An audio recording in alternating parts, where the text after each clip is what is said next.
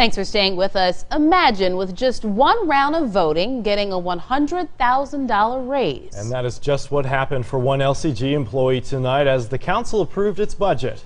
LUS Director Terry Huval was granted an almost 70% raise. That's $100,000 on top of his current salary of $143,000. In fact, all other LCG employees have more money coming their way. Aaron Stuber was at tonight's meeting. Aaron, some of these raises were thrown in at the last minute, it seems, right? Marcel, that's right. The budget amendments, including Huval's $100,000 raise, were dated today, September 12th, even though the council has been debating this budget for weeks. I think it was the right thing to do. In a nearly $600 million balanced budget, it was the $100,000 raise for LUS Director Terry Huval that got the most attention Tuesday night.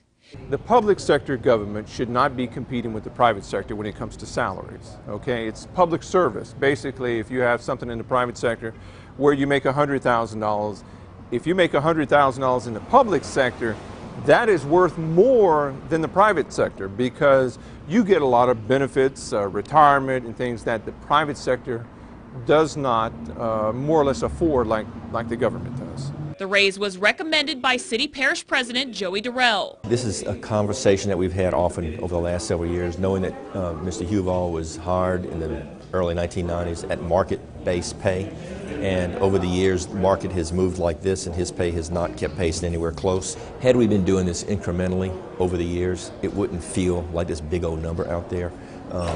It's sort of, as I told the council, it's my fault that I didn't do this a little bit every year for the last 4, 5, 6, 8 years. Huval's raise wasn't the only one approved Tuesday. The council also approved a 3.5% raise for all LCG employees. $5,000 to $10,000 for LCG department heads, $2,500 raises for councilmen, and getting a $5,000 raise is the council clerk, who was hired 5 months ago on an $84,000 salary. It's about retention. At the end of the day, everybody is being competitive. The private sector wants the best, the public sector wants the best. We have been getting tremendous goods and services through the men and women of LCG. So you have to battle from a financial standpoint to retain those individuals. And we were at risk of losing not only the utility director, but others. 2 councilmen did vote against all these raises, William Terrio and Jared Bellard. Live in the studio, Aaron Stuber, KATC TV3.